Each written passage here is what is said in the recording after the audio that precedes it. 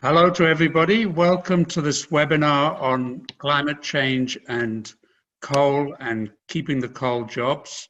We have three activists from the climate movement to talk to us about this topic. Karla, Heather McCoy and Tom Hume. In a moment, I'll ask them to say a few words about themselves. I just want to point out to everybody that we have the chat box where if you'd like to share who you are and where you're joining from, that would be nice. And we have the Q&A box, obviously, for a little bit later when you can send in questions, which everybody would be really keen to see. And the whole webinar will be recorded, so if you want to watch parts of it later or share it with others, then that makes it very easy. So let me start by asking Karla first to introduce herself. So hello everyone. So I'm Karla. If you judge by my name, I'm very French. I am currently still a student in energy masters in Paris, mostly of economics and sociology background.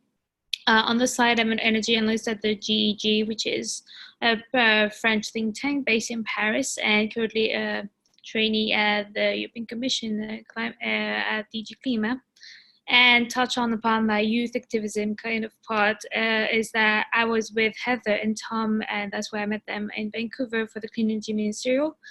And there I could see that not a lot of times young people were invited to such kind of high-level conferences with decision makers. So right now we're trying to kind of systemize it, and with other friends that were there as well, trying to set up an organization to kind of bring young people every time to a high level conference so that they can have a real voice into the decision making process. Okay, thank you, Karla. Heather. Hi everyone, my name is Heather McCoy, and I am currently the founding project leader at the Climate Crisis Foundation. So I helped set up a foundation which aims to give people a way to effectively participate in climate action by supporting amazing climate organisations in a broad variety of effective sectors. It's a really cool project we're working on, so please do check it out. I also, on the side, campaign with a bunch of youth groups on climate change and climate activism. So I work with the UK Youth Climate Coalition, which is an amazing organisation.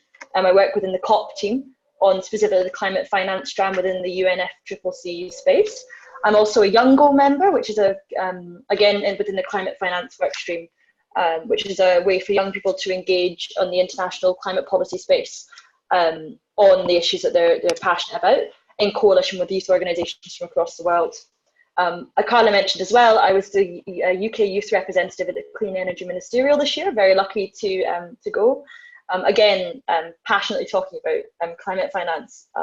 I think partly because I came from a finance background, I think that unless we unlock the funds to support the clean energy action and climate action, then we'll never get anywhere. So, and I think empowering young people to understand the flows of assets and cash and how we can use that for the climate's benefit is something I'm really passionate about. Thanks. Thank you, Heather. Tom, would you like to introduce yourself? Sure, thank you, Jonathan. My name's Tom Hume. I'm from Sydney, Australia. I currently work at Tesla in the energy division of the business, in the sales and marketing team for the Tesla Powerwall, which is a home battery.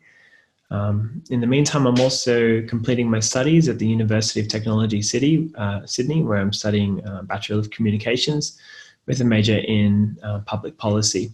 So my interests are really in communicating the issues around climate change and clean energy, and also finding the right policy settings for decarbonisation. So I have a real passion for public policy. On the side, I have a few organisations which I'm affiliated with as well. The thing I'm most excited about is called Bright Sparks, which we just launched in the last 2 weeks. And it's essentially a network for young people working in the clean energy space in Australia, to network, to learn skills off each other, we're still working out exactly the kind of role we're going to play. We're going to basically be a go-to place for young people in the media to comment on issues regarding climate change and clean energy. And we're growing really quickly. So we're really excited about the future of young people in the clean energy movement. Great, thank you, Tom.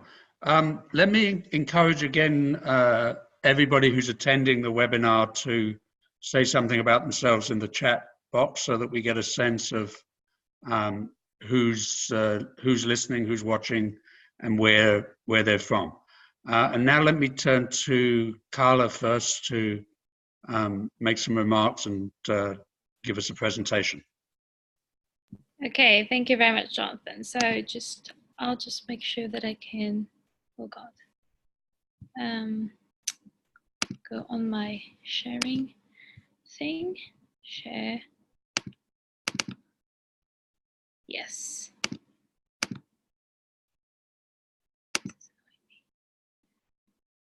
Can I just, yep. So yeah, I think now everybody can see the presentation. So first of all, I would like to kind of introduce the subject and what it's relevant for today's discussion about climate change. So because coal phase out can seem as a bit of a specificity of the energy sector to deal with, maybe even like a technical question that we have to come through. But when we look at what Fatih Birol, the Director General of the IAEA, said at the last launch of the Water Energy Outlook a few weeks ago, when he says that the 2,250 gigawatt of coal-fired coal power plants are the single largest source of global CO2 emission, if nothing is done by 2050, it still will be. It clearly demonstrates that this issue is the coal phase out is indispensable in order to keep within the Paris Agreement and the 2 degrees.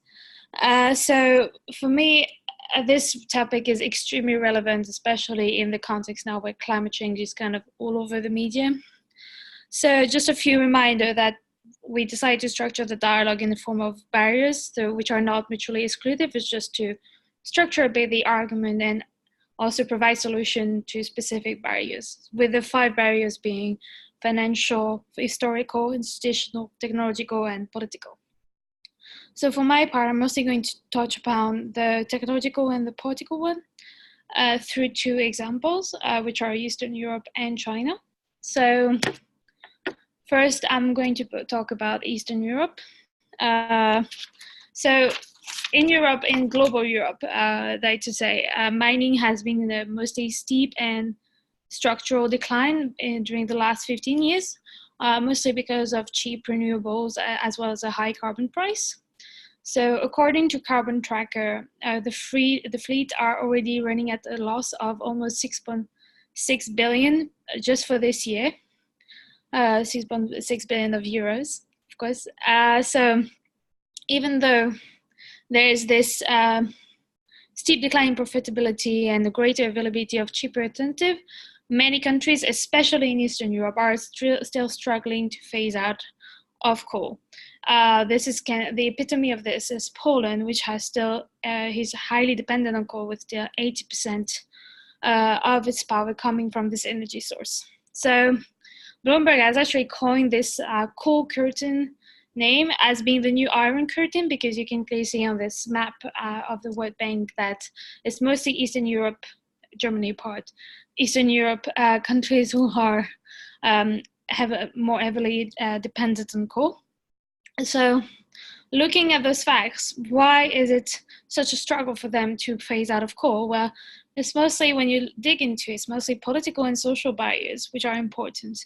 In Poland, for example, they are, I think, the only one in Europe who are still pushing to construct new coal power plants, despite the locals of this region resisting. And you also have to mention that beside those political barriers, you also have social barriers to reconstruct those, to reinvent those post-coal mining communities, because it's mostly concentrated in regions. So most of the jobs comes from the coal mine. So you have to completely reinvent the community. And clearly, as you can see, the quote that I have on the screen from Elza Vereshkova from Bulgaria is that there's also a lack of political support to have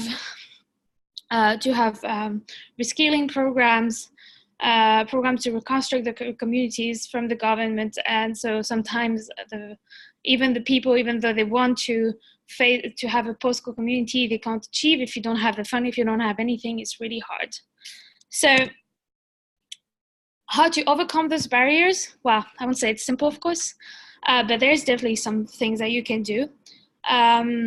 So I'm just going to give the number, the very significant number, that in Europe, coal mining jobs only represent 0.06% of the European workforce, which is a very low number. It doesn't mean that it's not important, but that means that it's doable. We have, I hope, enough money in Europe to have this coal phase out without a social upheaval. And that it also, because it's a regional problem in nature, we need highly targeted and local or regional programs in order to be successful. So for example, you have the one that I have on the right of my slide, the Restart project in Czech Republic, where they're trying to kind of gather whole stakeholders, but it's still a very early stage. On the left, you have the Eras of Just Transition, where you have many examples from Romania, Bulgaria, Poland, of people who are trying to get those regions working again through culture, through reforestation, everything, and through notably also clean energy, because you have a lot of clean energy potential on those old mines. You have the coal energy transition, and of course you have the fund like the Just Transition Fund, which is not out yet, but it's very talked about lately in the European Union. So now I'm just going to move on to China, who is facing quite a different problem. They are in a very ambivalent position in the way that they are leaders in renewable energy, but it has also by far the largest fleet of coal-fired power plants that you can see on this little graph. I mean, I think you can tell by yourself. So what's preventing China to get away from this huge coal problem? Here it's interesting because you have a political barriers embedded within technological one through this myth of the clean coal that I point out in my slide. So I'm talking about this because recently the People's Bank of China, so the kind of central bank there, has decided to issue green bonds for coal projects. And obviously, clean coal, sorry Trump, it does not exist.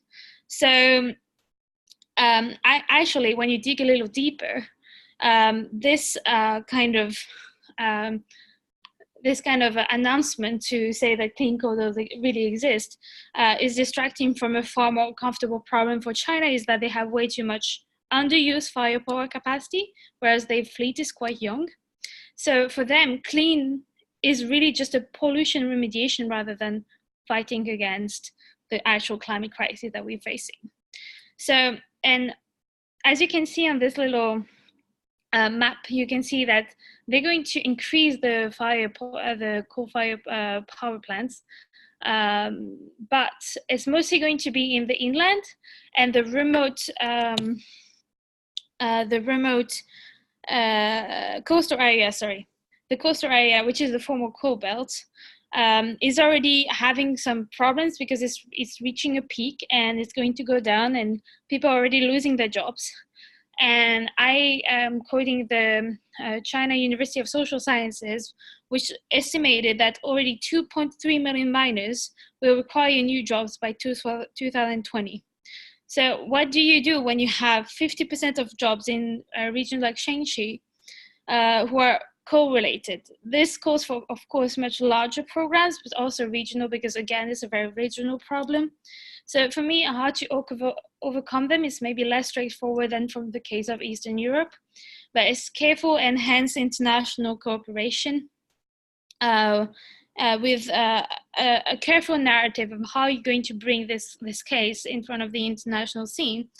And for regions already struggling, like in Shanxi, it's necessary, of course, to share the best practice. For now, it's mostly very early stages intervention that are taking place, so we can't really have the results yet. But we can always learn from mistakes made in the past, and I think we made mistakes in the past in terms of coal phase out in the UK or in the US. So that's something that really needs to be enhanced in the share of best practices.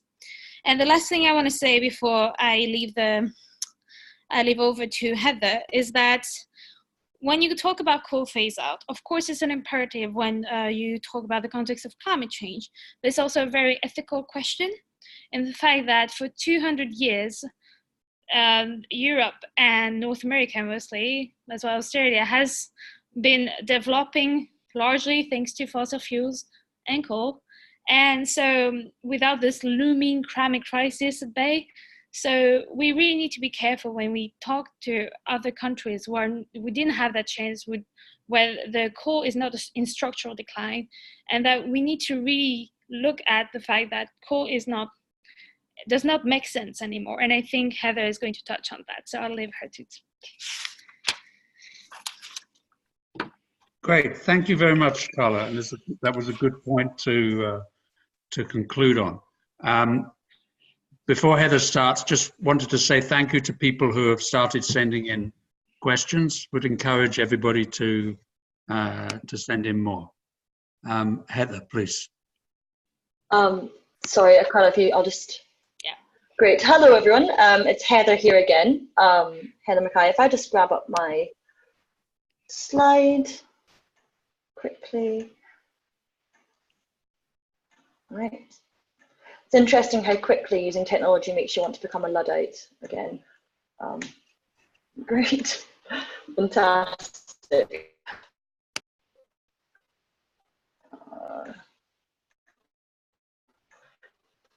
Great. Fantastic. So my presentation is, I don't know if any of you in the audience have seen the film How to Make Friends and Alienate People. I'm trying to make a joke around that. How to make energy transitions and not alienate people. So my key tenet throughout this presentation is that although it is essential that we take rapid and effective action to transition our energy system to clean energy sources, it's also really important to remember the tenet that everyone needs to be brought along. Any successful, sustainable transition has to be inclusive. And so that's what I'll be talking about today. Coal is one of the key milestones that we have to achieve to keep us below a 2-degree scenario by 2050. And I mean, why aren't we there yet? That's what I'm going to explore today. Mainly centered around the two barriers that I think Karla also touched on: the perception of economic barriers and the reality of political barriers. And I'll also be discussing or touching on how those two things interplay. Again, what you often find is political barriers lessen in response to lessening economic barriers in reality, or even the perception of lessening economic barriers in reality. So hopefully while I'm talking. I've also structured this presentation with reference to communities. So again, 3 different communities: the local community, so that of the coal miner and their families and their local community, that of business and investment, and that of the global community, all of us in the world who are facing the impacts from the climate crisis. So I'll start with the big, scary one.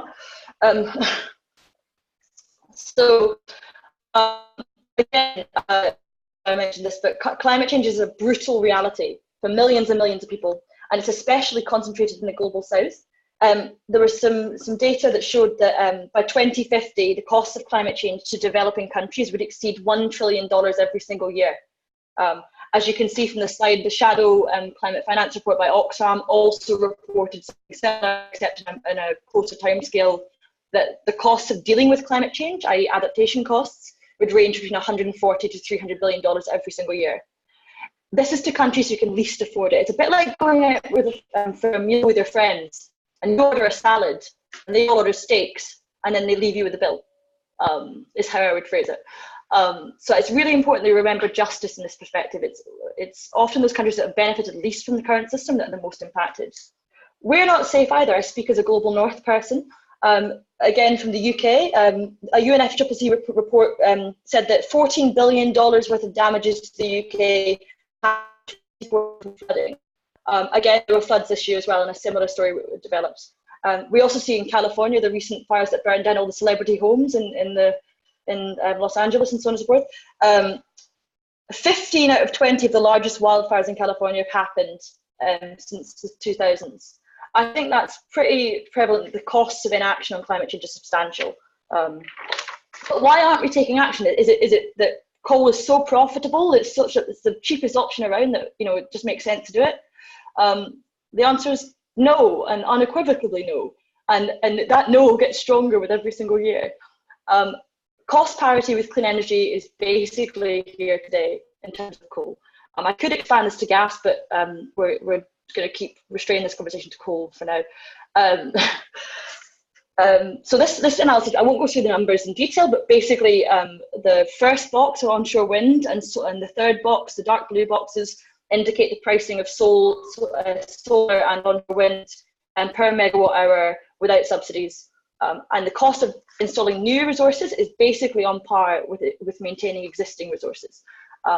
This is quite significant when it comes to what it means for the profitability of the industry. And again, I'll emphasize on this slide, this is carbon data, coal mining regions in the world. So that's China, India, the EU, and the US. Cost parity with new renewables and existing coal has been reached, or new coal, sorry, has been reached today. And that trend will be pretty much uniform the world over in the next 5 years. So increasingly, the economic case for creating new coal plants is increasingly weak. I'll also quickly draw your attention to the right-hand column. This is the kind of stranded asset risk.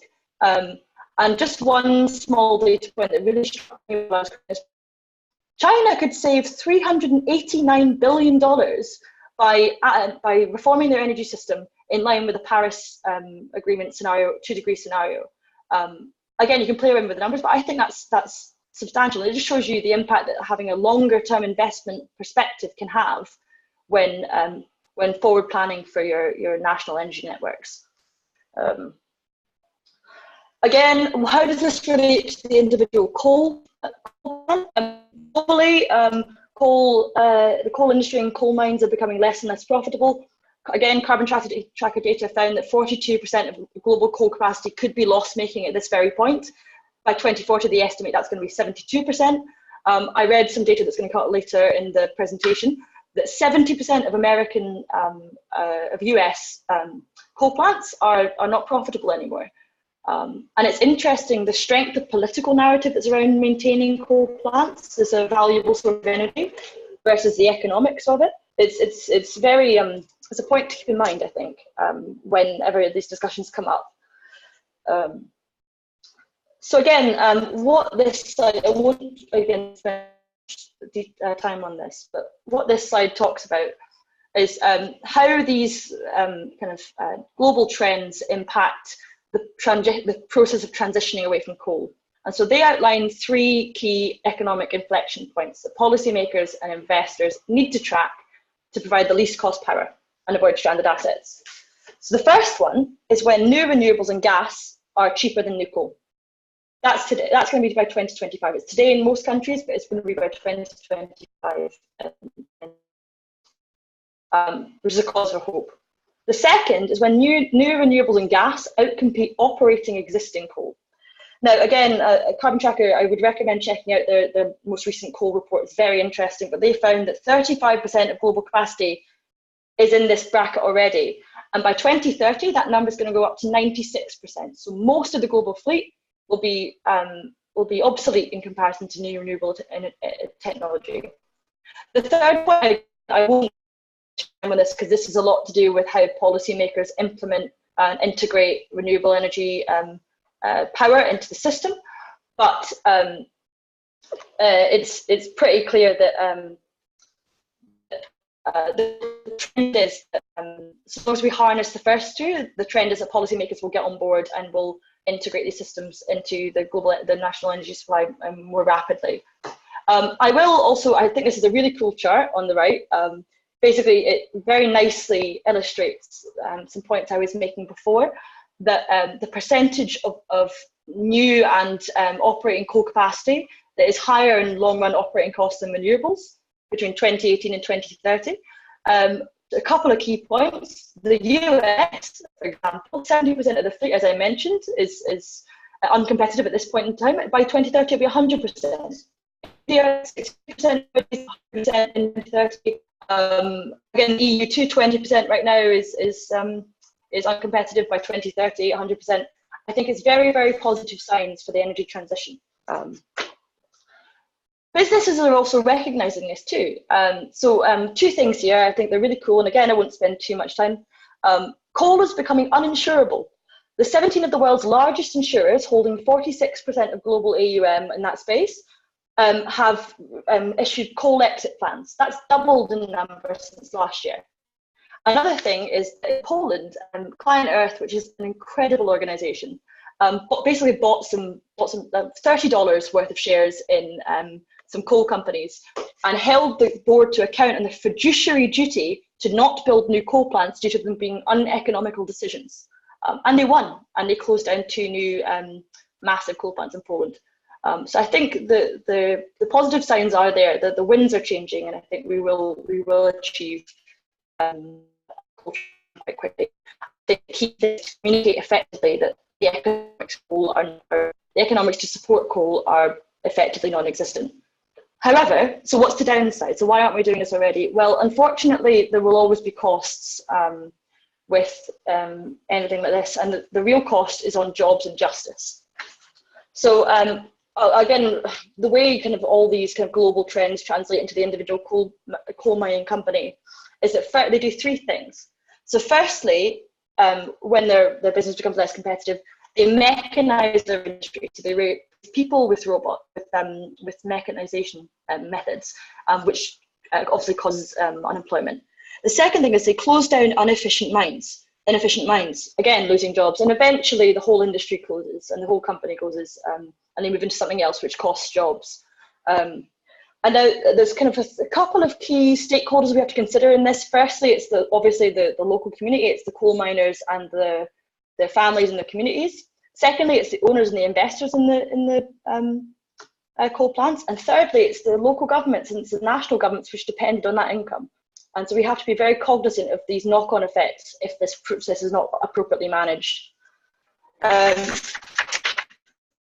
I think as well, numbers in the coal industry are very small. In the US, it's 0.06%. In China, it's 0.4%. And I think in the EU, it's something similar. However, there's very specific characteristics of a coal mining community and a coal mining industry that mean that the closing down of an industry and the loss of jobs can be very acutely felt and can have long-lasting impacts. One of those is that coal mining operations are often located very far away from centres. There's not many other jobs that people can get if they lose their coal job. Secondly, the mono industry is that, as that indicates, which means that when the coal plant shuts down, all the other businesses are pretty much dependent on the income from the coal plant.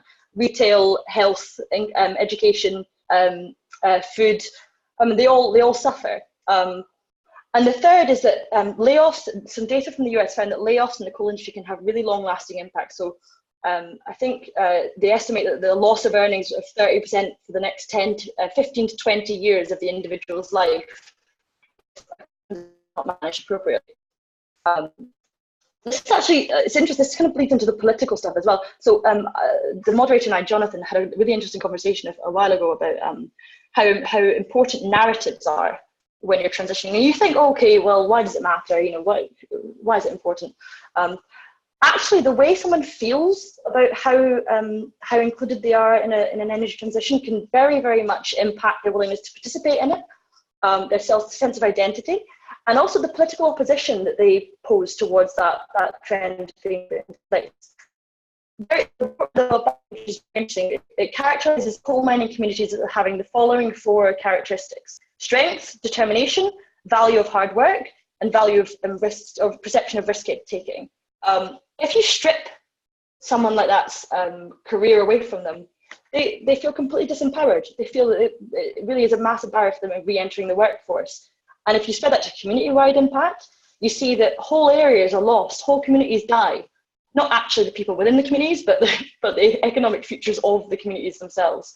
And this can have, this picture here is from the US, where a group of coal miners is quite loudly protesting at the fact that I think their coal mine declared bankruptcy, and quite a lot of them have black lung, which is increasingly prevalent illness in the US. Their economic futures and their ability to afford healthcare.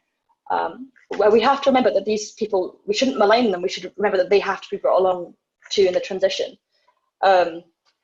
Again, you might ask yourselves why. You can have the perspective that I do, that everyone deserves a part in the clean energy future. But on a systemic level, it can have unknown, immeasurable impacts. So this is my last slide. Actually, what you see here to your left is most of the poorest are in ex-coal mining places in the UK. And I find that shocking. And this is despite 20 years of government, European EU, the hysteresis of a loss of identity and a loss of employment can have knock-on effects for future generations. And also, again, I won't have to mention to anyone, I'm from the UK today, we're having quite an important election. Lots of that simmering anger has bubbled up in the last 2 years. And I think we should be very conscious of the fact that we can't just ignore communities. This stuff will come back to bite us as policymakers and as individuals and as members of a national community and as members of an international community, unless we strongly prioritise including people in the just transition towards a clean energy future. So my conclusions are, you see I didn't ever win any prizes for graphic design. I kind of thought of this about having a kind of a feedback loop between these different communities. The risks of inaction are quite clear, both sort of on a kind of a local level, climatic impacts, the business and investment communities losing assets. I think climate change is expected to cost the global economy a whole bunch of money, and the global communities, so people in the global south, really suffering today. However, the risks of poorly planned action and poorly carried out action are also significant, and we can't be clear enough to policymakers and to our energy ministers that this is a priority for them in the transition. So that's me. If you have any questions, please do put them in the chat or drop me an email. And I'll pass on to Tom, who's going to give you a case study of best practice and worst practice in managing these energy transitions. Okay, thank you, Heather, and thank you for reminding us in the last but one slide about how long things can reverberate for when transitions are not just, by showing us the former coal mining areas in the UK and reminding us that that's reverberating in today's election in the UK, and this is 30 to 40 years after the unjust transition. Tom, please. Thank you, Heather, and thank you, Jonathan. So my name is Tom Hume. I'm from Australia. I'd like to sort of provide an Australian perspective on transition away from coal, as Heather mentioned, with some positive examples and some examples of what not to do. So first, just to sort of set the scene, Australia is very heavily reliant on coal as an economy. So it's by far our biggest export, and it equates in euros to about 35 billion euros per year in exports. Coal production is actually forecast to increase 34% by 2030. So we're talking about a huge ramp up in coal and gas in Australia, to the point where 18% of all the world's emissions will come from Australia alone. And this is, debatable depending on how things pan out in terms of the economics, as Heather mentioned, and in terms of how the policy response sort of ramps up over the years to climate action. But nevertheless, there's going to be an inevitable decline of the coal-fired power stations and the mines in Australia as more renewables join the system. And we've currently got 24 operating coal-fired power stations. Some of them have planned closure dates, some of them don't. So we can learn from some of the past closures and future closures about how this should or could go about. So firstly, I'd like to sort of explain why coal is so politically contentious in Australia. I guess similar to the UK, you've got the situation where you've got coal being very important to some regions. So one of them is North Queensland. You can see that in the map behind those people in the picture there up the top right.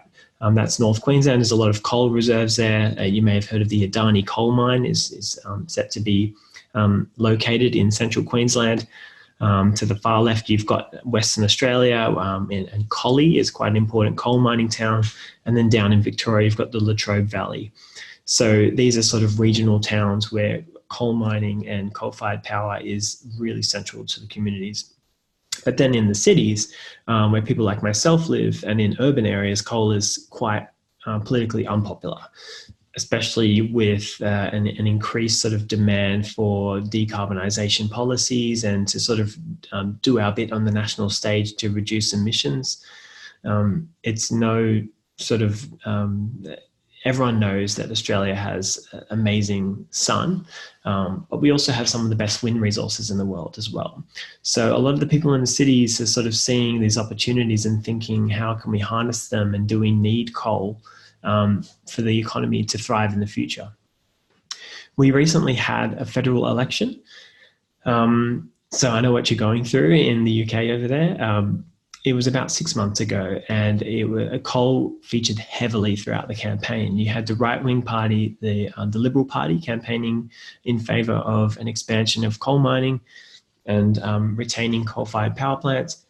Then on the left, you had the Labor Party, and the Labor Party was sort of prepared to back new coal mines, but also back renewable energy. And they're sort of trying to play it both ways and see how that would pan out. It turns out that the Labor Party's approach wasn't particularly successful, and it didn't ring through to voters. And especially in regional towns, what you saw is actually a swing to the far right. So you had people feeling so alienated they felt so alienated politically that they were willing to back this sort of nativist far-right politicians such as Pauline Hanson's One Nation, which is similar to the Brexit Party in the UK, or Donald Trump in the US. And I guess this is a trend which is happening across Australia. And so the response in some sections of the community has been to actually support coal more. And you're seeing a further and further division in Australian society and in the political narratives about coal, and it's becoming increasingly divisive. So I'd like to take you to the example of Hazelwood Power Station. This was a power station in Victoria in the Latrobe Valley, owned by Engie, which is a French company, and about 800 staff were employed there at the peak. And then in 2016, to the shock of all the employees and to the Australian community at large, Engie announced that Hazelwood Power Station would be closing within 5 months, and there was to be no real long-term plan for the future of the workers and the communities and these people who've lived with coal for many generations. So this sort of sent shockwaves throughout the community. The unemployment rate skyrocketed. You saw huge surges in drug use, mental health issues, alcohol, homelessness and things like this. And a huge amount of people fled the region and moved to the cities and moved to the surrounding areas, looking for work, looking to put food on the table. So it's sort of a really important example of how not to transition away from coal.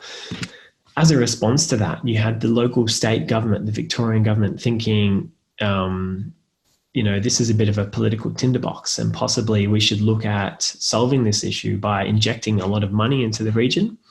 So they ended up investing quite a lot of money. They launched a plan for the region, which included giving some large subsidies to an electric truck manufacturer called SEA. And SEA basically takes old diesel and petrol trucks, takes out their drivetrains and puts in electric motors and batteries. And they have a plan to hit 500 jobs by 2022 in the region of the Latrobe Valley. And it's been actually extremely successful. And I think one thing which is important about this story is that some people think when you're phasing out coal-fired power or shutting down a coal mine, basically you can just pop a wind farm exactly where that coal-fired power station was. Everyone just finishes work one day at the coal-fired power station and starts the next at the solar farm or at the wind farm. But in reality, the resources in the area don't always match the fossil fuel resources and the renewable energy resources. So in this case, opening up local manufacturing was actually provided quite a great path for the workers to transition from the power station to the electric truck manufacturer. So it actually turned out to be quite an important beacon of hope for different communities around Australia and around the world, looking to sort of harness different economic opportunities when coal finally has its day. And now over on the opposite side of the country in Collie, this is a town which basically has provided the backbone of the power system in Western Australia for almost 5 generations. So a lot of the employees in the town are directly employed in coal, and if not directly, then a lot of the small businesses there rely on the workforce to keep the town alive. However, there is a plan to phase out coal in this town because it's becoming economically unviable.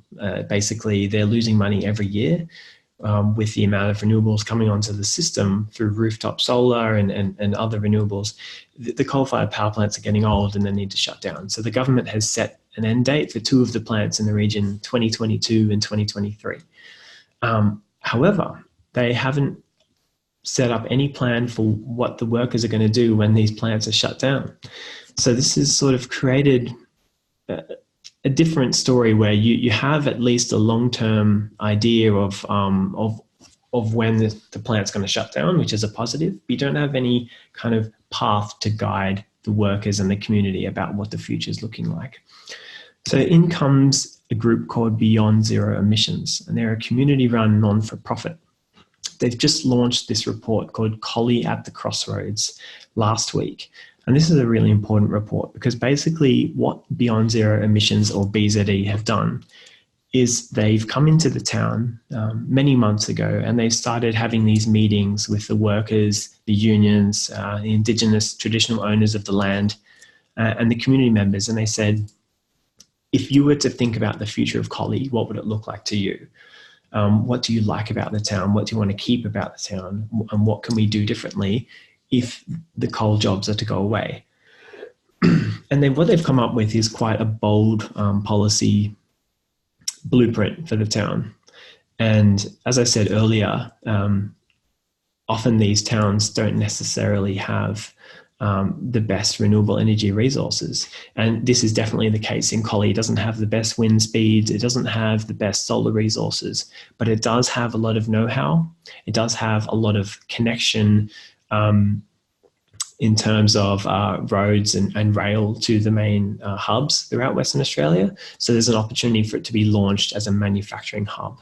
So what Beyond Zero Emissions have decided is that they basically have put forward this plan for all of Western Australia to be powered by 100% renewable energy by 2030. They've costed that, and they figured out that if that were to be done, you're going to need a whole lot of wind turbines to be manufactured. You're going to be creating a whole bunch of solar panels, and you're going to need a bunch of batteries as well. So basically, you could transition these workers in groups into these different new industries. And the other thing is that they've recommended that all new homes in Western Australia be built with low or zero carbon materials, and that these materials could be made in Collie itself. So the workers could be transitioning to solar panel and battery recycling plants, zero carbon cement, etc. So it provides quite an interesting sort of, it's quite a unique and forward-looking approach for how to transition workers away from coal while keeping the good things about the community, making it consultative so that the community is on board with the whole process, and provides a good vision for the future. So that's me. Thanks. Great. Thank you very much, Tom. Let me go to the Q&A box for some questions to pose to our speakers.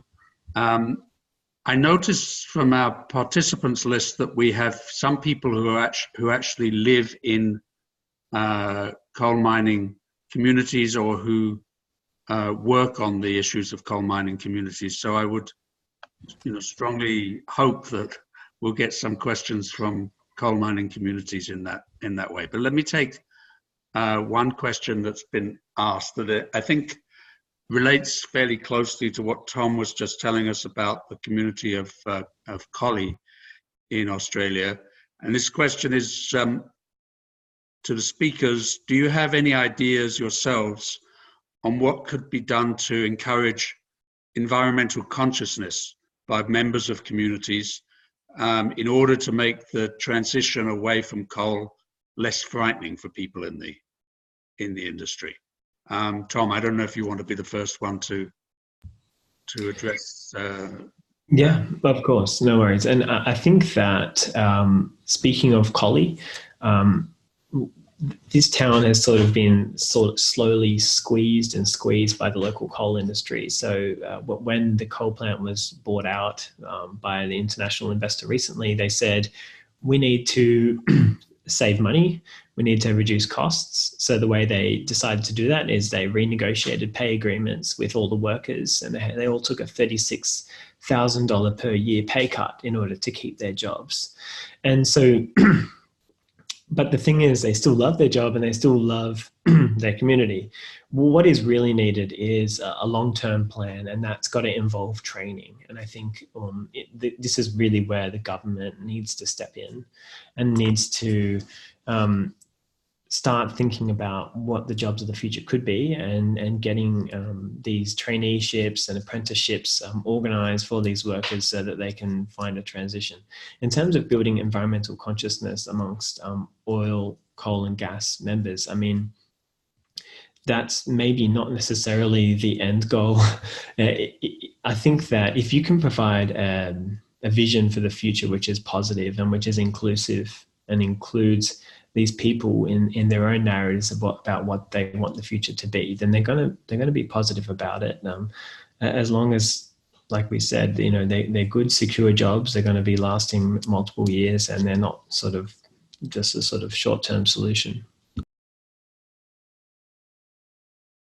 Okay, thank you. Heather or Karla, do you want to add something to that? Heather, go ahead, please. So I went to an amazing talk months and months ago by a woman called Katharine Hayhoe, and she spoke about communicating about the clean energy transition with groups that might have different viewpoints from yours and will react to them with fear. And it's just some advice that I'll give when you're communicating with people is find out what their values are, what they value in their life. Is it the sense of community? Is it job security? Is it feeling part of a national narrative? And speak to them on that level. Speak to them using that value structure in a way that they can understand about the clean energy transition. And it's often far more effective than you think. And she spoke about actually she's from Texas, and she went to a local fossil fuel company and spoke to the board. Was quite nervous about doing so. She thought they just tell her to leave and go away. Afterwards, and she went in and she saw the kind of the Rotary membership plaque on the wall, which is values of inclusiveness and community. So she spoke to them about the clean energy transition through that lens, and they all left as, if not climate activists, then climate aware. And I would thoroughly recommend just talking on a level. Okay, thank you, Heather. Karla, did you want to add something on that question, or? No, I think everything was covered by Tom and Heather. Okay, great.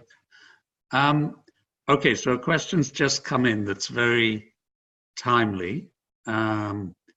This is possibly more for Heather and Karla than for Tom. What do you think about the European Green Deal and the Just Transition Fund? Does one of you want to take that? I can go ahead and talk about this. I do think that the European Green Deal is a very important document to have. For now, we only have the communication. I don't think anyone knows really how they're going to do, but it's going to imply massive work of revision. And I do think that this revision for the European case is essential to just make sure that everything, the industry, all sectors are in line with this climate objective, and then we can make sure that we are climate neutral.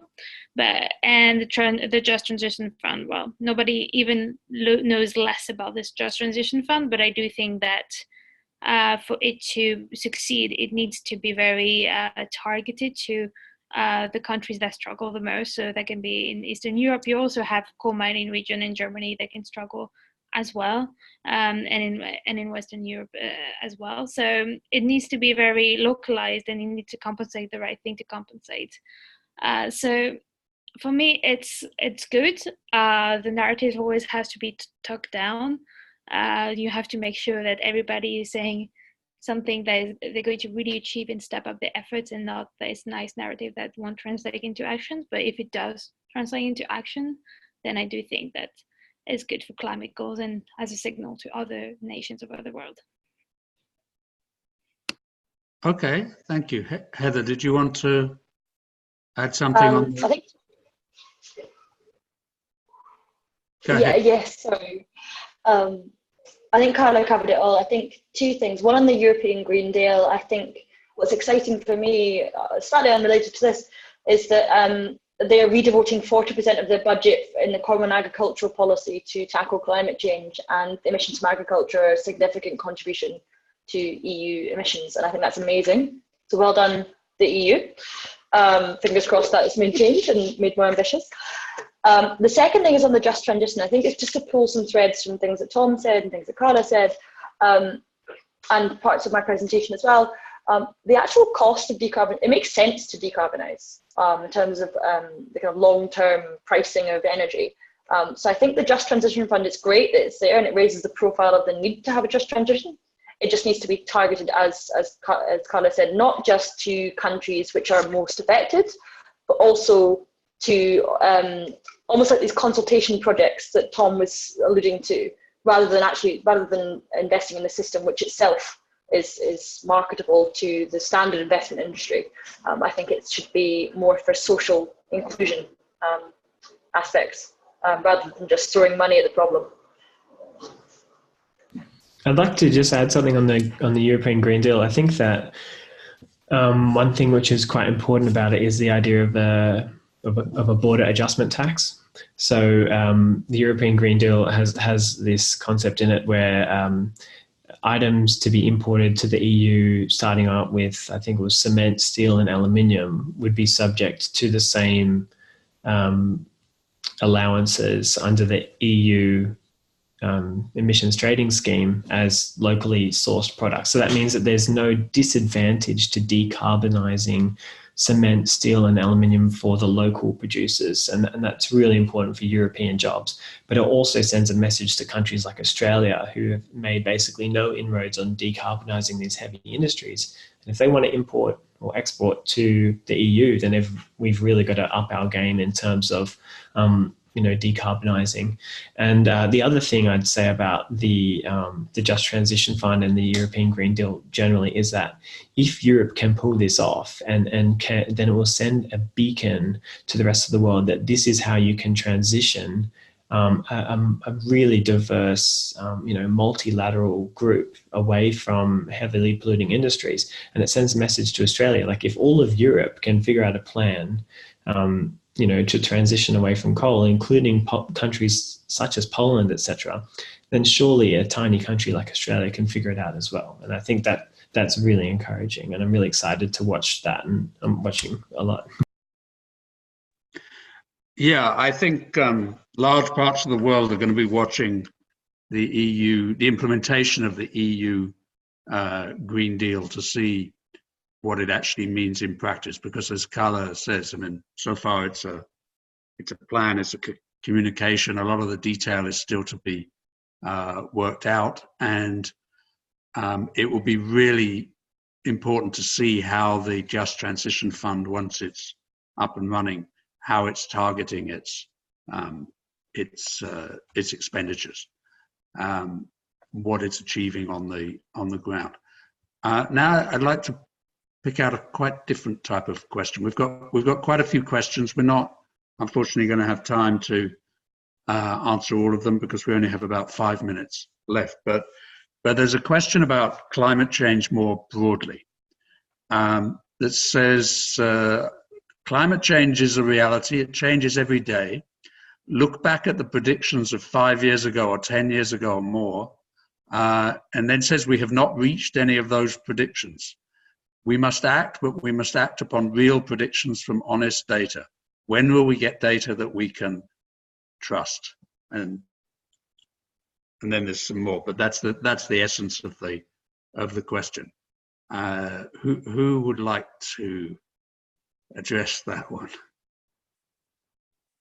Because it's a pretty key question. I can jump in, I guess. Oh, Heather, go for it. I was going to say, I think I'm glad that someone asked that question. I do think that climate, I think just one of the things you have to accept about climate predictions is they will be broad and they're not going to be certain. But we do know the concept of inaction will be bad, and we can see even if you look at the incidence of wildfires, as I mentioned, over the last 10 years in California, it's out of the ordinary. And I think we can extrapolate the current costs of dealing with those issues to assume that the cost of inaction on climate change will be substantial. And then even stepping away from climate change, the US pulled out of the Paris Agreement, but they're still making changes to their economy and their energy system in line with the Paris Agreement, or in the spirit of the Paris Agreement, because it makes economic sense. It's cheaper. And I think it's a lot cheaper to transition away from fossil fuels, which are a finite source of energy, to renewable energy, which has a bunch of other ancillary benefits. And I think that's how I would tackle that question, is just, if you can't get sold on the climate data, then I think get behind the economics. Makes sense. Okay. Karla, did you want to add something on that? About the data, I mean, of course, it's really hard to say that we have the best data in the world, especially from countries that are not really trustable, let's say. I do think that, for example, the IAEA, the International Energy Agency, does a great job at compiling those data that they have. From the fact I can see the question, but like this manufacturing energy that will indeed, like I think the question implies that there's a lot of raw materials to take into account, etc. And in the European Union, they are already looking at ways on how to recycle those new materials, because, well, a lot of some renewable power plants are going at the end of their life, so how to recycle them and how to reuse them and how to build new business plans that can take that into account in order to have hopefully enough raw materials to build as much as we need of renewable power plants. So yeah. Okay, thank you.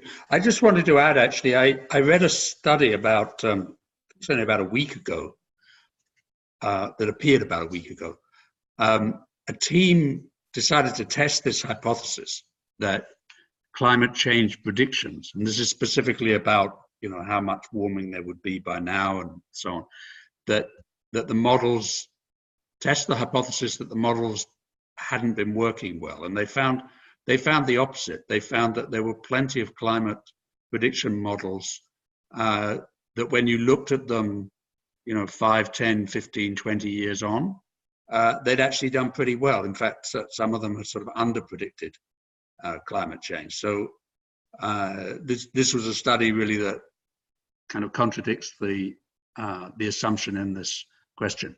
I'm going to go to one last question because we have about 2 minutes left. I don't know if you can answer this in 2 minutes, but the question says, relating to Greta's recent speech at COP25, what's your view on political and company greenwashing? Should this be allowed if larger actions are not actually being made? I think that's a great question. Who would like to be the I would first love one to take that. Okay, I Tom think first. I'll quickly just say something. We have a company called BHP. They're one of the biggest coal mining companies in the world. A lot of people have heard of them. And recently, the CEO made a big splashy announcement saying that climate change is real, and we need to do a lot more about it. But at the same time, BHP is one of the main funders of two, or actually, there's 4 separate groups in Australia who've done more damage than any other group in terms of climate policy. And one of them is the Minerals Council, and then you've got the Business Council and the Queensland Resources Council, etc. So what they say publicly is very different to what they're doing behind the scenes to twist these politicians' arms and make sure that nothing gets done and their business models are not affected. Okay, thank you. Heather, Karla, do you want to? Sure. So yeah, I do think because now climate is the new hot topic without the bad pun. And so companies are finally waking up from the fact that they need to do something and that they need to change the narrative. So the change of a narrative is one thing. And I do think that Greta pointed out something true, that they say a lot of things, but they don't actually do a lot. And for me, I'll take the case that I know the best, which is France.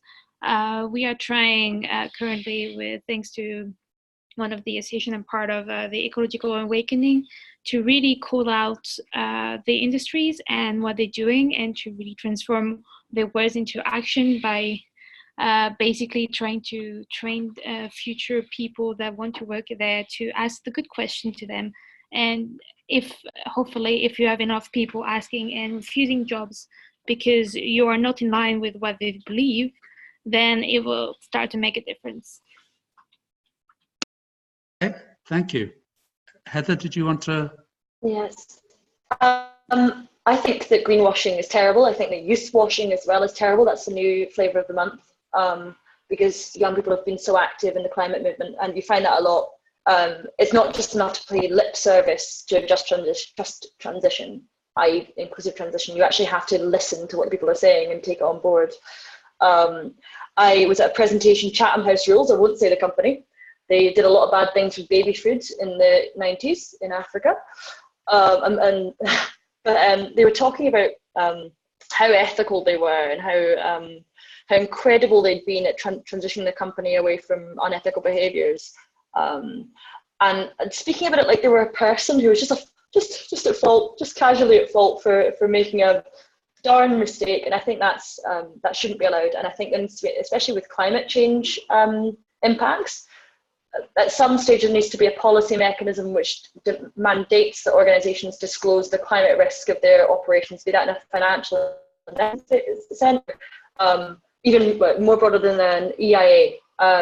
And environmental impact assessment. It should be a climate impact assessment, should be mandated at some point. I think that until this stuff is legislated, we're going to have lots of organisations following the trends and following the consumer market for ethical products, and not really taking effective action. That's my 2 cents. Okay, thank you. Worth more than 2 cents. I would just add from my side that the type of companies we're talking about, I mean, oil, gas, and coal, in terms of their business, they use very sort of hard, precise metrics to hold themselves accountable for what they define as performance, whether it's on cost or on sales or whatever it's on. They're almost addicted to hard metrics and hard facts. So what that tells us is they have systems in place that can produce very hard metrics, and that civil society or their employees or their shareholders or whoever can hold companies like that somehow to account should be demanding hard metrics on their climate impacts, because too often you just get a lot of rhetoric or greenwashing or whatever we want to call it, or nice sounding words without facts. You know, if an oil company tells you lots of stories about how they're moving into renewables or electric vehicles or whatever they're doing, then they need to tell you what percentage of their assets is now in clean stuff instead of in dirty stuff. What kind of transition has actually been taken in some clear quantitative terms, because they'll very rarely tell you that. So on that note, I'm afraid we've run out of time. In fact, we've gone over time. Thank you very much to Karla, to Heather, and to Tom for sharing their thoughts with us. Thank you to Tom for being up in 3 a.m. or whatever it is right now in Australia to join us. If any of the three of you want to send sort of follow-up answers to people whose questions weren't answered because we ran out of time, feel free to do that. And as I mentioned at the beginning, everybody who registered for the webinar will get a recording of the webinar. So thank you very much to our speakers. Thank you very much to everybody for participating, and goodbye.